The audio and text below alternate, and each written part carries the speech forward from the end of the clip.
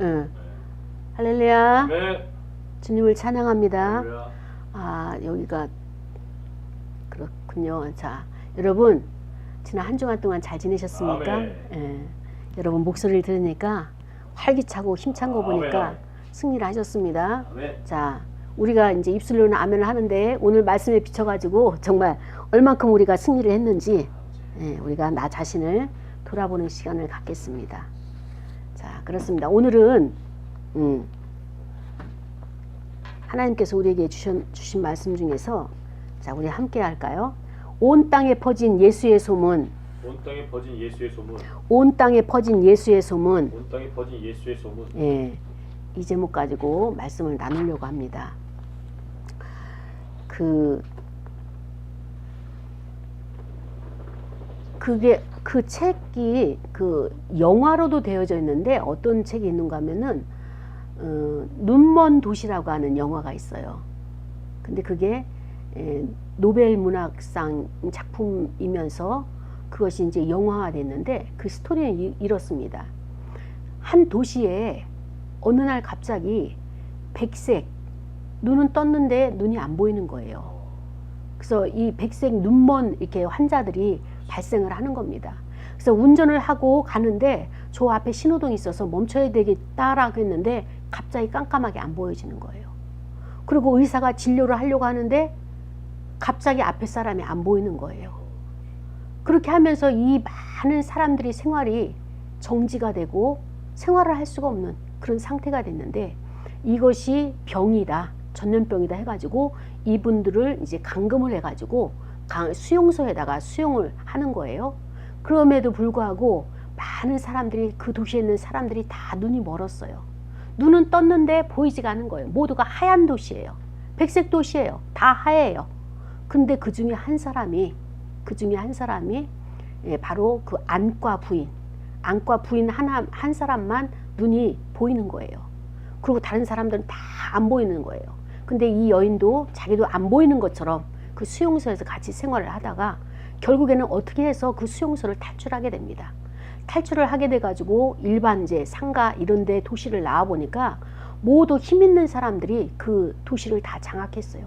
빌딩이고 그 다음에 또 아파트고 뭐 주택이고 어떤 관공서고 힘 있는 사람들이 다 장악을 해가지고 이제 모두가 보이지 않으니까 생활하는 것도 어렵고 가장 큰 문제가 어떤 문제냐? 경제적인 문제가 가장 큰 문제예요. 인간이 살아가는데 가장 큰 문제가 경제 문제예요. 근데 경제 중에서도 어떤 문제가 가장 큰 문제냐? 먹는 문제예요. 일용할 양식에 대해서. 그러니까 거기 있는 사람들은 지혜 고하를 막론하고 눈이 안 보인다는 이것 하나로 모두가 평준화가 된 거예요. 그리고 그들의 가장 기본적인 욕구가 뭐냐? 하루 세 끼 먹을 수만 있으면 모든 것을 다 할 수 있는 거예요. 심지어는 그 중에는 왕이 있었어요. 그것을 다스리는 자가 왕이에요. 어떤 자가 왕이냐? 식품을 가장 많이 가지고 있는 자, 물을 가장 많이 가지고 있는 자, 다른 사람이 갖지 못한 것을 가지고 있는 자가 거기에서는 왕인 거예요. 이 왕은 모든 그 횡포를 다 부리고 있어요. 심지어는 어느 부부가 있는데 그 아내를 겁탈을 하면서 그 조건이 뭐냐? 남편이 있음에도 불구하고 일용할 양식, 한 끼 양식을 제공한다는 이것 하나로 여자를 겁탈을 합니다. 근데 이 남편은 정말로 자기 사랑하는 아내를 그 남자에게, 그 흉악범에게 줄 수밖에 없는 것이 목구멍이 포도청이라고 먹어야 되기 때문에 이 정말 비참한 이 식사를 해야 될 이 형편에서 이 남편은 그 아내를 그렇게 줄 수밖에 없는 이 가슴 아픈 이 현실이 있는 거예요. 그렇게 해가지고 많은 사람들이 그 아비규환과 같은 정말로 이 사회에서는 그 있을 수 없는 그 혼란한 사회가 일어나고 거기에서 겪어내는 그 인간의 가장 기본 밑바탕에 그 심리를 그 잘 묘사한 그것이 바로 이제 눈먼 도시라고 하는 그런 그 백색 도시라고 하는 그런 작품을 만들어내게 됐습니다. 그러면서 마지막에 이 사람들이 거기서 그 아비규환하고 서로가 먹겠다고 이렇게 다툼을 하면서도 거기에서 어떤 사람들이 한 사람씩 눈이 회복되어지는 거예요. 그래서 눈이 이렇게 밝게 보게 되면서 거기에서 서로를 섬기고 또 서로에게 또 이제 그 보탬이 되어주고 많은 사람들이 어려움 가운데 있는 사람을 끌어내는, 그리고 사회가 다시 안정화되어지고 평온함을 찾게 되는 이런 스토리의 그런 작품이죠. 그런데 이제 이 작품을 쓴 그 작가가 의도한 것은 무엇인가 하면은 처음에 한 사람 때문에, 한 사람으로 인해 가지고 그 죄가 들어온 것처럼 처음에 한 사람, 백색 도시에 그 한 사람의 그 전염병, 눈이 하얘지는 그런 병으로 인해 가지고 그 도시가 완전히 마비가 된 것처럼, 아비규환으로 전쟁터가 된 것처럼 그 한 사람이 이 병이 나음으로 말미암아서 다른 사람들도 다 병이 다 회복되어지는, 깨끗이 낫게 되는 그것을 묘사하면서 어떤 이야기를 한 거면은 이 책은 그 눈먼 도시는 바로 예수 그리스도께서 이 땅에 오셔서 그 한 사람의 아담으로 인해서 되어진 그 죄가 예수 그리스도로 인해서 그것이 다 죄를 해결함 받을 수 있는 그런 내용을 상징화시켜 가지고 글을 쓴 책이다라고 그렇게 작가는 그렇게 이야기하고 있는 것을 볼 수가 있습니다. 그렇습니다. 우리가 일상적인 생활을 하다가 갑자기 시력을 잃었다? 어떻습니까? 모든 것이 절망일 거예요. 우리 김영락 전사님도 어때요? 처음에는 이렇게 정상적인 시력을 가지고 있었는데 나이가 들면서 점점 그것이 야맹증으로 와가지고 그것이 시력이 없어지고 이제는 빛만 보는 거예요. 아무것도 안 보이고 그냥 여기 환하구나, 여기 어둡구나 라고 하는 그것만 구분할 줄 알지, 여기가 물체가 있는지 이런 것들을 하나도 보지 못하는 그런 이제 시각이 점점점 떨어져가는 황반성이 되어가지고 시력을 잃어가고 있는 그런 과정에 있는 그 병인 것입니다. 오늘 본문에서 예수님께서 이제 복음을 전하고 그 장소를 떠날 때 두 소경이 막 달려와서 예수님에게 소리를 지르는 겁니다. 다윗의 자손 예수여, 우리를 불쌍히 여겨주소서, 우리를 긍휼히 여겨주소서, 우리를 고쳐주소서. 아마 이렇게 매달렸겠죠. 그때 예수님께서 집으로 들어가시면서 그 소경들에게 말합니다. 그 소경들에게 나오면서 예수님이 말씀하십니다. 내가 너희들을 깨끗하게 그 눈을 고칠 줄 믿고 있느냐? 라고 믿음을 확인했어요. 그때 예수님께서 그렇게 질문을 하자 두 소경은 예, 그렇습니다. 주님은 분명히 하실 수 있습니다. 라고 하는 이 대답을 끌어냈습니다. 그리고 예수님께서 그들에게 어떻게 하셨느냐? 눈을 만져주셨어요. 눈을 만져주셨어요. 그러고 나서 말씀하시기를 너희 믿음대로 되라. 이렇게 말씀을 하십니다. 예수님이 하신 일은 없어요. 그런데 눈을 만지니까 너희 믿음대로 되라. 이렇게 말씀을 하시니까 그들이 어떻게 됐다고요? 눈들이 밝아졌다는 거예요. 어떻게 예수님이 만진 손이 그냥 눈이 밝아질 수 있을까? 예수님께서 엄히 경고를 하시는 거예요. 이 사건, 이 표적, 이 기적, 이것은 아무에게도 이야기하지 말라. 그리고 신신당부를 하면서 아무에게도 알리지 말라고 주의를 줬어요. 비밀이라고 말씀하셨어요. 그러나 그들은 나가가지고 예수님께서 나를 치료하셨어, 예수님께서 나를 고쳐주셨어 라고 하는 이 소문을, 예수의 소문을 그 온 땅에 퍼뜨리면서 그가 예수님의 증인이 되었다라고 하는 것이 오늘 본문의 말씀입니다. 이 말씀은 오늘 저와 여러분에게 주시는 하나님의 말씀이시죠. 그렇습니다. 온 땅에 퍼진 예수의 소문, 우리는 어쩌면 이것을 위해서 부름받은 저와 여러분인 것입니다. 우리가 왜 각자의 영역에서 다르게 목회자로서 아니면은 성도로서 아니면은 직분자로서 이렇게 우리가 각자의 위치에서 다 자기의 영역에서 달리 우리가 하나님을 예배하느냐? 그것은 바로 하나님께서 다 다른 영역에서 예수의 소문을 퍼뜨릴 수 있는 이 사명을 주기 위해서 하나님께서 우리에게 역할을 했다는 것입니다. 나눠주셨다는 것입니다. 오늘 본문은 마태복음 9장 27절에서부터 31절까지 나오는 두 소경에 대해서 나오는 구절입니다. 그런데 또 마태복음 20장에 보면은 29절과 34절에 보면은 디메오의 아들 바디메오, 디메오도 소경이지만 그 아들 바디메오도 소경이어서 예수님에게 치료를 요구하는 그 고쳐달라고 하는 그것을 그 내용이 마태복음 20장에 나오죠. 또 여기서 끝이는 것이 아니라 요한복음 9장 1절과 12절에도 똑같은 내용이에요. 여기서도 소경이 나와가지고 나의 눈을 고쳐주소서.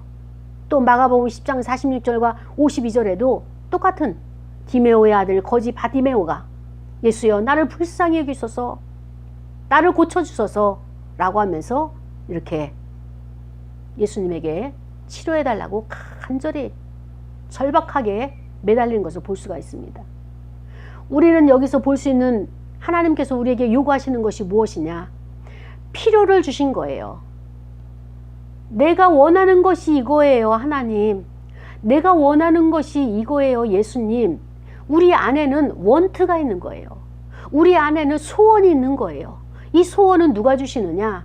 하나님이 우리 안에 주셨다고 그랬어요. 내 소원이 아니라 하나님이 내 안에 주셨다고 그랬어요. 여러분은 지금 어떤 소원을 가지고 있습니까? 이 바디메오처럼 아니면 두 소경처럼 나는 오로지 보는 것입니다. 이 빛을 보는 것입니다. 하나님을 보는 것입니다. 예수 그리스도를 보는 것입니다. 그것을 소원을 가지고 있습니까? 아니면 카네기처럼 하나님 나는 많은 물질을 주신다면 재정을 가지고 많은 사람들을 돕겠습니다 라고 하는 물질의 재력과 물질의 달란트를 이것을 하나님 앞에 소원함을 가지고 있습니까? 아니면은 말씀의 능력자가 되어서 하나님의 말씀을 전달하고 운반하는 이 사명을 감당하기 위해서 성령의 비추심, 성령의 그 능력, 기름 부음을 그것을 소원함으로 가지고 있습니까? 어찌됐든 우리는 각자가 다 누구에게나 이런 소원함을 가지고 있습니다. 자, 여기까지는 이제 하나님께서 우리를 소원을 주시고 그 소원을 주신 것을 이뤄가시는 과정으로 우리를 이끌어내실 것입니다. 그런데 이제 여기서 위험한 요소가 있다는 거예요. 그 위험한 요소가 뭔가 하면은 우리가 출애굽기에 보면은 이 애굽에서 이스라엘 백성들을 구출해낼 때 몇 가지 재앙이 있었습니까?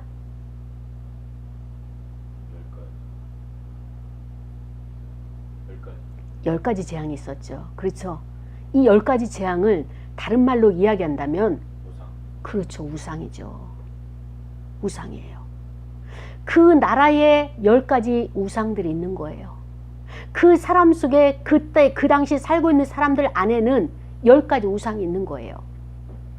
우리들 교회에 그 목사님이 계시죠. 우리들 교회 목사님이 누구시더라? 아이, 갑자기 또 잃어버렸네. 그 여자 목사님 계세요. 아주 잘하는 유명한 목사님이신데 그 목사님이 이렇게 표현을 했어요. 오늘날의 결혼이 뭔지 아느냐? 오늘날의 결혼은 탐심이라고 하는 우상과 간음이라고 하는 우상이 결합일 뿐이다. 그렇게 그분이 표현했어요. 아주 현실적으로 적합하게 아주 적절한 가장 적합한 표현을 그렇게 한 것으로 저도 인정을 합니다.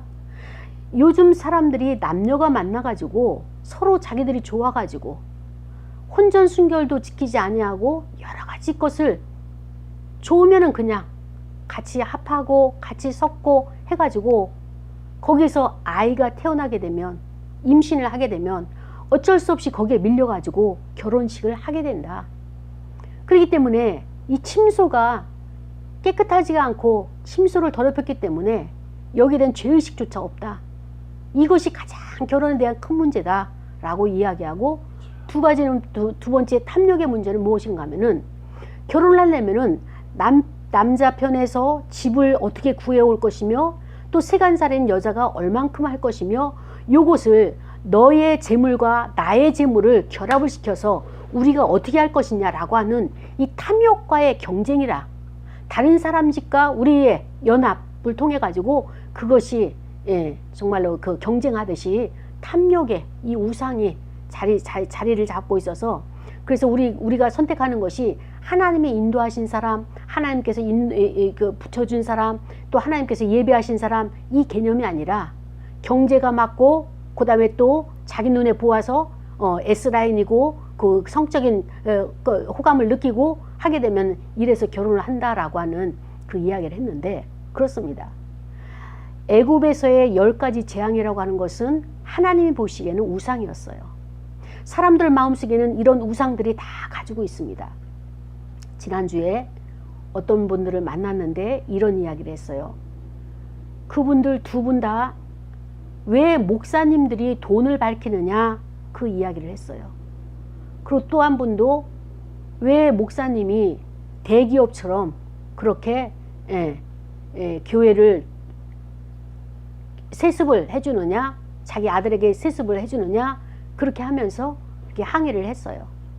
저는 그 질문을 딱 듣고 나서 그 후자에 있는 사람에게 그랬어요. 아, 당신은 지금 그 말이 하고 싶었군요. 목사님이 왜 돈을 밝히느냐, 목사님이 왜 대기업처럼 아들에게 그 교회를 물려주느냐, 그 말이 하고 싶었군요. 그 사람은 그 얘기가 하고 싶었던 거예요. 그런데 자 보십시오. 그 사람은 저 목사님이 교회 세습을 해가지고 아들에게 교회를 물려줬다 라고 하는 그 말을 글은 했을 뿐이에요. 말했을 뿐이에요. 그러나 그 심령 안에는, 그 사람 마음 안에는 어떤 것이 있는 줄 아십니까? 그 사람 안에는 그 교회가 가지고 있는 그 많은 돈을 자식에게 세습으로 물려준 것처럼 그 사람 안에도 물질이 자리 잡고 있는 거예요. 만몬이 자리 잡고 있는 거예요. 탐욕이 자리 잡고 있는 거예요. 탐욕을 부렸더니 어떻게 됐어요? 만나가지고 만족하지 못하니까 탐욕을 부려서 메추라기를 먹었어요. 그 메추라기 고기가 이싸에 낀 차이로 다 죽어버렸어요. 탐욕이 무덤이 되는 거예요. 또 한 분이 저에게 이야기를 합니다. 왜 목사님이 은퇴하려면은 20억, 30억을 요구하느냐? 그러면서 저한테 막 분노를, 목사인 저에게 분노를 했습니다. 그래서 제가 그분을 딱 보면서 이분 안에 무엇이 있을까? 무엇이 있을 것 같아요? 다른 거는 다 오케이예요. 우리나라가, 우리 사회가 지금 진보 세력이 많아가지고 이렇게 혼란스럽고, 아, 다 오케이예요. 그럴 수도 있지. 사람의 생각은 다 다양하니까. 그런 건 너그럽게 넘어갈 수 있어요. 근데 유독 목사님이 은퇴할 때 20억, 30억 주는 거에 있어서는 큰 용납이 안 되는 거예요. 왜 그는 그렇게 목사님이 가지고 있는 돈에 대해서는 용납이 안 될까요? 적그리스도. 적그리스도. 거기까지 나가면은 너무 오버를 한 거죠. 자, 여러분 일상생활을 하면서 물질이란 거 필요해요, 안 필요해요? 필요합니다. 필요하죠. 어떻게 보면은 필요악이라고 말할 수 있지만 필요악까지는 가지 말고 우리는 일용할 양식이 필요해요. 근데 목사님이 목회를 하고 은퇴를 하실 때 그가 살아갈 노년에 살아갈 그런 재정이 필요할까요? 필요하지 않을까요? 있습니다. 필요해요. 필요하다고 인정하면 나는 괜찮은 거예요. 근데 내 안에 그것이 계속적으로 자꾸만 떠오르고 그 다음에 또 그 분노로 나타난 것은 뭐냐면은 그 사람 역시 돈을 사랑하고 있다는 증거예요. 돈에 관심이 없으면 거기에 대한 질문이 없을 것입니다. 근데 돈에 관심이 있으면 계속 그 질문이 나오게 되는 거예요. 왜? 자기 안에 그것이 있기 때문에, 우상이 있기 때문에. 아까 우리가 예배 전에 잠깐 나눈 이야기, 제가 왜 자꾸만 그것을 갖다가 얘기를 하게 되면은 목사님 좀 받아주시지, 왜 이렇게 커트하는 것 것처럼 이렇게 딱 잘라 말씀하실까, 딱 잘라서 아닌 것 같은 이렇게 정서를 보이시나 라고 생각을 할 수 있어요. 자, 보세요. 저도 그렇고 여러분도 그렇고 경제라는 거, 재정이라는 거 무시 못해요. 필요합니다. 그런데 우리는 거기에 생각을 하게 되면 자꾸 집중하게 되는 거예요. 집중하게 되면 어떻게 돼요? 마음속에 자리를 잡게 되는 거예요. 마음속에 자리를 잡게 되면 어떻게 해요? 그게 은밀하게 그것만 생각하면 마음이 즐거워. 그것만 생각하면 기분이 좋아. 짜증나고 힘들었다가도 그것만 꺼내서 딱 보게 되면 미래가 보이는 것 같고 나에게 소망이 되는 것 같고 설레임을 주고 남이 모르는 기대감이 거기에 따라가게 되는 거예요. 이제 거기에 이제 집중이 된 거예요. 이제 몰입이 된 거예요. 또 그것만 생각하면은 네가 모르는 나는 은밀한 무엇이 있어. 비밀 병기가 있는 거야. 라고 하는 것은 이미 내 안에 에봇으로 자리매김한 증거가 되는 것입니다. 물질은 누가 공급자라고요? 아버지. 하나님이 공급자예요. 하나님 대신 그 하나님을 쳐다봐야지 그 물질이 되어지는 거죠. 마음속에 은밀하게 가지고 있는 것 하나님 다 깨트려 보시고 박살을 내시는 것이 하나님의 속성인 것입니다. 그것을 위해서라도 그것이 내 안에서 깨지고 박살을 날 때 얼마나 가슴이 아프고 눈물을 흘리고 애통해하고 살맛이 안 나고 우주가 무너진 것 같은 이것 우리가 한두 번 경험합니까? 이 눈물 흘리지 않게 하기 위해서 거기에 마음을 빼앗겨서는 안 되는 거예요. 아니라고 하면서도 나는 거기에 마음을 빼앗기고 있고 은밀하게 그것을 내가 지금 쓰다듬고 있는 이거란 말입니다. 그러니까 물질을 원한다면 물질을 원하는 것만큼 자꾸 내 마음에서 이것을 배제를 해야 돼요. 뽑아버려야 돼요. 외면해야 돼요. 그리고 신경을 안 써야 돼요. 그래야지 그 자리에 하나님께서 그것을 채우시는 거예요. 아멘, 아멘. 나의 공급자는 하나님. 하나님이 공급하시는 것만 나는 만족하죠. 아버지. 다른 사람이 다른 방법으로 주는 건 난 만족하지 않습니다. 내가 할 때마다 이 소리내서 선포를 해보십시오. 저는 그 하나님 앞에 그렇게 기도해요. 내가 돈이 필요하고 물질이 재정이 필요할 때는 신경을 안 써요. 아예 그냥 무시하고 발 아래 묶어요. 밟아요. 그러면 하나님께서 필요한 것만큼 나에게 주시면 그것으로 만족하며 쓰는 겁니다. 때로는 그것이 내게 부족할 때도 있죠. 그래서 빚을 낼 때도 있죠. 그런데 어떨 때 그것이 나에게 부족하다고 느껴지느냐? 하나님의 그 은혜가 떨어지면 내가 부족하다고 느껴져요. 하나님은 주실 때 꼭 풍족하게 안 주시고 꼭 그것만 줄 것만 쓸 것만 주시고 또 어떨 때는 모자르게 주시고 라고 하는 생각이 딱 떠오를 때는 나에게 은혜가 떨어질 때예요. 하나님은 풍성하신 하나님이십니다. 아멘, 아멘. 어느 곳을 가든지 우리에게 부족함이 없도록 하나님께서 인생을 뒤돌아보면은 이제까지 살아온 인생을 뒤돌아보면은 부족함이 없도록 하나님께서 나를 채우셨습니다. 그분이 하나님이세요.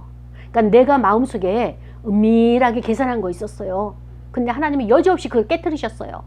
그리고 하나님께서는 그 통로로 나에게 물질을 부어주지 아멘. 않으셨습니다. 한 달 전인가 몇 주 전에도 내가 그 고백을 했잖아요. 내가 그거를 기다렸는데 아니, 아버지. 그거를 기다렸는데 박살을 내신 것이 하나님이신 거예요. 아버지. 내가 마음속에서 그걸 생각을 했어요. 아버지. 하나님은 아시고 그것을 갖다가 깨뜨리시는 거예요. 왜? 하나님만 바라봐라. 만군의 여호와 하나님의 공급자고 너의 모든 것을 쓸 것을 채우시는 하나님이시다라고 하는 것을 오늘도 우리에게 말씀을 하시는 겁니다. 이 소경은요. 오매불망 뭐예요? 눈을 뜨는 것이 소원이었어요. 왜 눈을 뜨는 것이 소원이었을까요? 이 두 소경이 소원이 있었어요. 왜 눈을 뜨는 것이 이제까지 눈 감고도 잘 안 보이면서 잘 살아왔는데 눈 뜨는 것이 소원이 있었어요. 그 소원이 무엇이었습니까? 오늘 본문에서 보면은 31절에 복음자. 예. 온 땅에 다니면서 정말 이제 이 다른 건 다 소용없습니다. 나는 더 이상 바라지도 않고요. 눈만 뜨면은 어때요? 온 땅을 다니면서 예수를 전하는 예수의 소문을 퍼뜨리는 이것 하고 싶어서 예수님께 나를 불쌍히 여겨주시고 나의 눈을 고쳐주소서라고 간절히 매달렸어요. 정말로 아주 절박하게 오로지 나는 복음 전하기 위해서 이 복음을 위해서 믿지 않는 자, 이 복음이 없는 자들이 절망 가운데 신음하면서 지옥 가는 그것을 볼 수가 없어서 하나님 나에게 눈만 열어주시면 내가 이 절박함을 가지고 그들에게 가서 예수를 전하겠습니다. 복음을 전하겠습니다. 예수님의 십자가를 전하겠습니다. 예수 정신을 전하겠습니다. 라고 그 마음의 소원이 이 소원이었던 거예요. 여러분, 눈 뜨는 게 소원이었다면 이 두 소경에게도 예수님이 그 역사를 안 하셨을 거예요. 그런데 이 마음속에서는 뭐예요? 내가 눈만 뜨기만 하면 난 복음을 전하리라. 오늘은 여기 앉아서 예수님 오신다니까 여기 앉아서 그 소문을 듣고 와서 내가 쭈그리고 앉아서 그 예수님을 만나기를 바라는데 그 예수님이 눈앞까지 왔는데도 보지를 못하는 거예요. 눈앞까지 왔음에도 보지 못하고 예수님이 거기서 떠나가는 것을 눈치를 채고 어땠어요? 그때는 두 맹인이 따라오면서 쫓아오면서 어떻게 합니까? 소리를 질러대기 시작하는 거예요. 여러분의 소원함이 있습니까? 간절함이 있습니까? 아멘. 예수님에게 집중해야 돼요. 아멘, 아멘. 하나님 앞에 집중해야 돼요. 돈에 집중하지 말고 눈 뜨는 거에 집중하지 말고 어때요? 예수님이 오셨나? 예, 하나님께서 이곳에 임재하셨나? 그 하나님 앞에 집중하는 거예요. 몰입해야 되는 거예요. 그러고 나서 오셨다라고 하면 따라가야 돼요. 가만히 있지 말고 옷이 없어서 나에게 다가오시 없어서 기다리지 마시고 따라가는 거예요. 그리고 소리를 질러대요. 왜? 내가 예수님을 간절히 찾고 있다는 신호예요. 소리를 내야 돼요. 기도할 때도 소리를 내야 되고 성경을 통독할 때도 소리 내서 통독하게 되고 왜? 어둠과 흑암의 권세가 내 주변에 쌓이고 있지만 기도할 때에 성경을 통독할 때에 떠나가는 역사가 있기 때문에 우리는 소리를 질러야 되는 것입니다. 우리 안에는 악이 어떻게 떠나갑니까? 소리 지르고 떠나가는 거예요. 우리 안에 있는 악이 어떻게 떠나갑니까? 눈물을 흘리면서 회개하면서 떠나가는 거예요. 우리 안에 악이 어떻게 떠나갑니까? 설사를 하면서 우리 안에 모든 독들이 쏟아져 나가야 되는 것입니다. 이 두 맹인도 소리를 지르면서 신앙의 고백을 하는 거예요. 다윗의 자손이요. 당신은 다윗의 자손입니다. 이 두 맹인은 구약시대부터 메시아가 오는 거에 있어서 공부를 많이 한 사람이에요. 그것이 자기 안에 내적인 믿음화가 되어서 체득하고 있는 그런 자라고 볼 수가 있는 것입니다. 그리고 어떻게 했어요? 나는 마땅히 하나님의 자녀니까 하나님이 책임지세요. 나에게 갚으세요. 이렇게 오만한 자세가 아니라 아주 겸손하고 나를 불쌍히 여기소서. 나는 죄인입니다. 예수님 앞에서 자기가 죄인인 것을 알게 되는 것입니다. 자기 안에 죄가 있다는 것이 눈이 뜨인 거예요. 그러니까 어때요? 우리를 불쌍히 여기소서.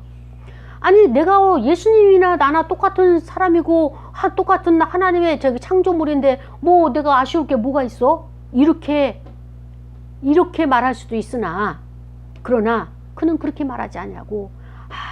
예수님 앞에서 내가 죄인이구나. 피조물 자체가 그는 하나님이시고 나는 피조물이구나 라고 하는 것을 인식을 하면서 어때요? 예수님만이 나의 치유자가 되신다.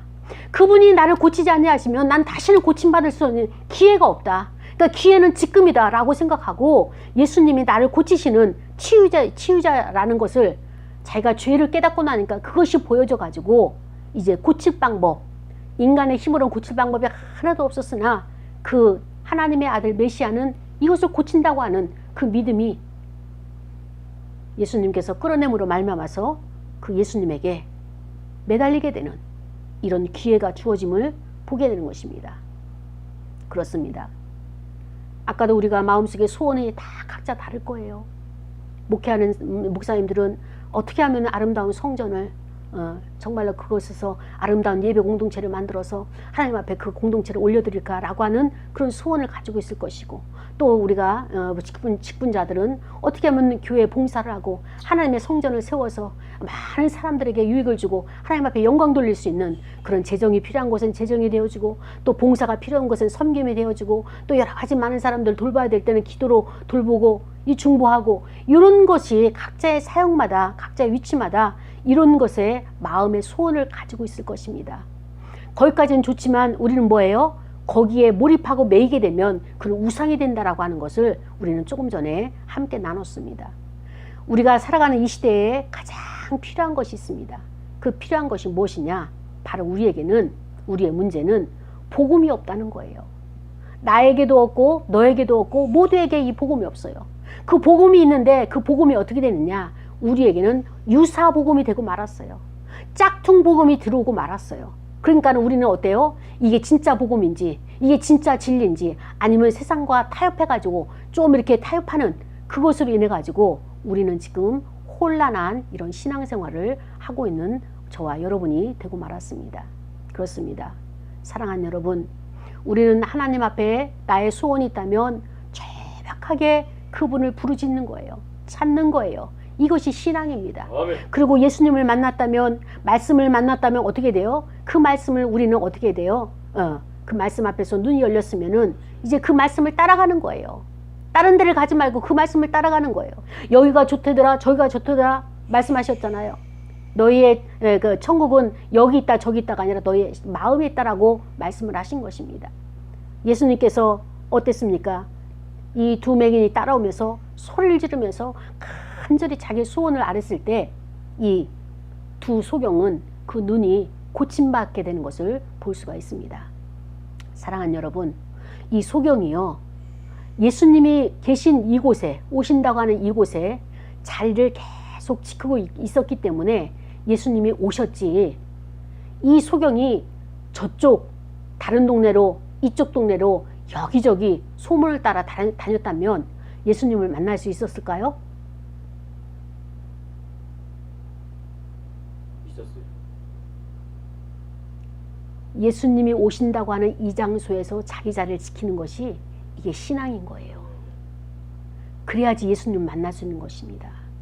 우리는 내가 보기에는 저기가 좋을 것 같아, 여기가 좋을 것 같아, 그래서 여기저기 다니는 것, 그것 아니고 자기의 자리를 지키는 거예요.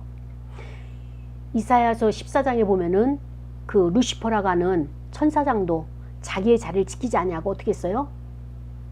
예, 하나님과 똑같이 동등하리라. 하나님이 영광 받으시는 그 자리에 자기도 똑같이, 자기가 맡은 곳은 천사장, 찬양하는 자리예요.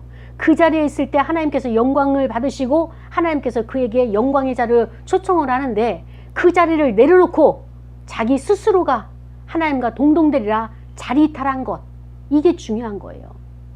왜 자꾸만 여러분들이 선교단체나 어디를 간다라고 하는 그것을 반대를 하고 제재를 하는가 하면은 하나님이 맡겨준 교회를 지키는 거예요. 아멘.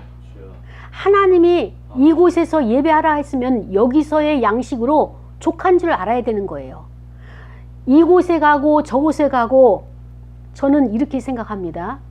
이단이라고 하는 것을 다르게 표현한다면 이거예요. 우리가 음식을 먹을 때 내 몸을 위해서 음식을 먹잖아요.